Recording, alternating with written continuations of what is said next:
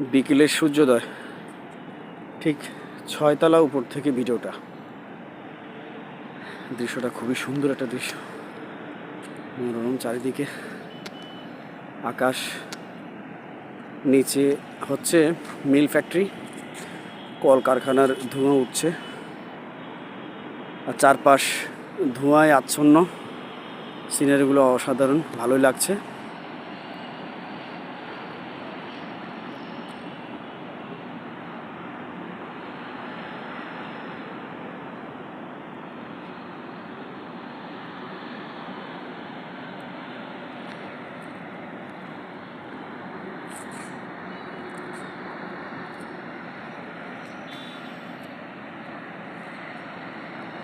লোকেশনটা হচ্ছে